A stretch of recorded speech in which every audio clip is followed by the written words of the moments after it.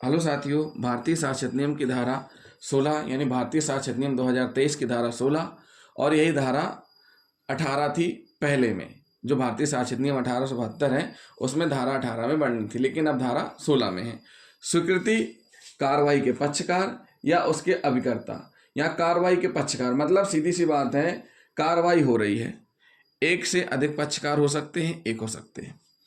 न्यायालय में बात चल रहा है, न्यायालय माननीय न्यायालय दोनों पक्षों को सुनता है। एक पक्ष कहता है ये संपत्ति मेरी, दूसरा पक्ष कहता है ये संपत्ति हमारी है। तो उस स्थिति में पक्षकार क्या हो गए, एक से अधिक हो सकते हैं। दूसरी बात आती अभिकर्ता क्या होते हैं, जो कोर्ट में लड़ाई लड़ रहे हैं दोनों पक्षकार, या तो ये स्वयं उपस्थित हो सकते हैं या अपनी तरफ से किसी एजेंट को भी उपस्थित कर सकते हैं कार्रवाई के लिए। तो जो भी एजेंट होते हैं उनके द्वारा कथन जो भी दिया जाएगा वो ऐसा माना जाएगा जैसे पक्षकार ने दिया है। तो वही हम इस वीडियो में हम पढ़ेंगे, हम आपको समझाएंगे कि कैसे क्या प्रोसीडिंग होती है। तो प्रथम भाग में कार्रवाई के पक्षकार, ऐसे पक्षकार के एजेंट और ऐसे पक्षकार जो प्रतिनिधि की हैसियत में है। मतलब सीधी सी बात है, कार्रवाई के पक्षकार के एजेंट के रूप में हो सकते हैं, ऐसे पक्षकार जो पक्षकार के प्रतिनिधि हैं, प्रतिनिधि यानी रिप्रेजेंट करते हैं उसको। दूसरा भाग, ऐसे व्यक्तियों द्वारा किए गए कथन के बारे में जो बाद में पक्षकार तो नहीं है परंतु उनके कथन इसलिए सुसंगत मान लिए गए क्योंकि वो पक्षकारों की स्थिति पर प्रभाव रखते हैं।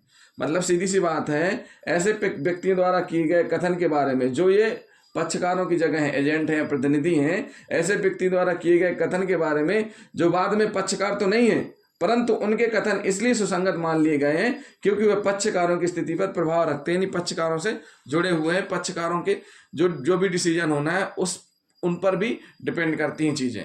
तो ये क्या माना गया है, पक्षकारों की स्थिति पर प्रभाव रखते हैं, उन रिलीवेंस माना गया है। रिलीवेंस मतलब उस घटनाक्रम से संबंधित माना गया है। इस धारा में अगर हम देखें तो व्यक्तियों के कथन और स्वीकृति के संबंध में सुसंगत माने जाते हैं। मतलब कुल मिला के अगर किसी वस्तु है, विषय वस्तु को मिलाकर देखा जाए तो उस संबंध में किन किन के कथन स्वीकृत और सुसंगत माने जाएंगे ये हम आपको बताएंगे। स्वीकृत रूप से सुसंगत माने जाएंगे बाद के पक्षकार, पक्षकारों का अभिकर्ता, ऐसे व्यक्ति जो प्रतिनिधि की हैसियत में हैं पर साथ ही साथ थर्ड पार्टीज के कथन। इस चौथी श्रेणी में भी निम्नलिखित व्यक्ति आते हैं। थर्ड पार्टी के अलावा चौथी श्रेणी भी आती है। ऐसे व्यक्ति जो वित्तीय या स्वामित्व का हित रखते हैं, ऐसे व्यक्ति जिनसे पक्षकारों ने हित प्राप्त किया है, ऐसे व्यक्ति जिनकी स्थिति विवादक या सुसंगत है, ऐसे व्यक्ति जिनको पक्षकारों ने रेफरी बनाया हुआ है।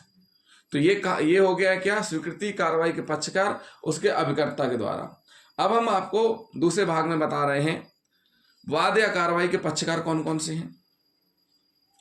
वाद या कार्रवाई के पक्षकार एक ही मामले में एक से अधिक वादी या प्रतिवादी हो सकते हैं। कोर्ट में मामला चल रहा है, उसमें एक से अधिक वादी या प्रतिवादी हो सकते हैं।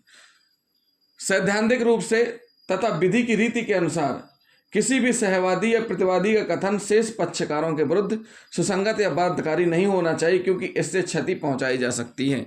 मतलब जब एक परिवाद में 4-6 पक्षकार हैं और एक पक्षकार के द्वारा किसी प्रकार का बयान दिया जाता है तो बाकी सब पर वह बाध्य नहीं होगा, यानी शेष पर बाध्य नहीं होगा।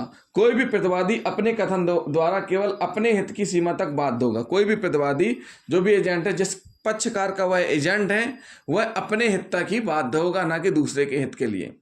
स्वीकृति केवल स्वीकृत करने वाले के विरुद्ध सर्वोत्तम साक्ष्य।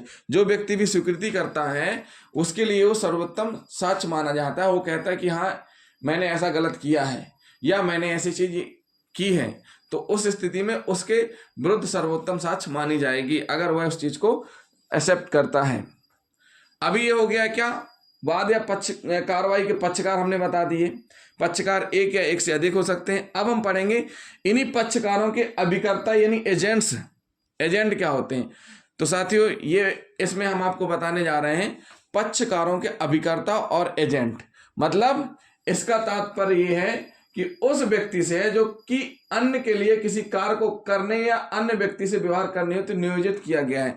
मतलब अपॉइंटेड किया गया है कि आपको इस पक्षकार के लिए कार्य करना है, इस पक्षकार के हैसियत से जो भी कार्य है वो आपको संभालना है।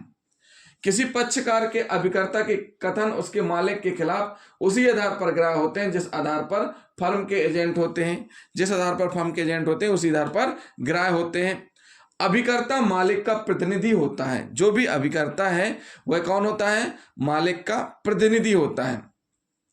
एजेंट की स्वीकृति की ग्राह्यता के पूर्व एजेंसी का तथ्य स्थापित करना चाहिए। मतलब सीधी सी बात है, कोई भी एजेंट है उसकी स्वीकृति की ग्राह्यता के लिए जरूरी है ये पहले क्लियर होना कि इसका एजेंट है कि नहीं है। उसके संबंध में पूर्व एजेंसी का तथ्य स्थापित करना जरूरी है। एजेंट उस कथन को करने के लिए अधिकृत हो, साथ ही साथ वह जो एजेंट है उस कथन को करने के लिए अधिकृत होना चाहिए। एजेंसी के चालू रहने के दरमियान स्वीकृति की गई हो। मतलब ऐसा नहीं कि एजेंसी बंद हो गई हो उस टाइम में ही स्वीकृति प्रदान की गई हो कि तुम जाकर के हमारी तरफ से एजेंट का काम कर सकते हो, लेकिन एजेंसी चालू रहती ही होना चाहिए सारी चीजें। तो ये क्या हो गया?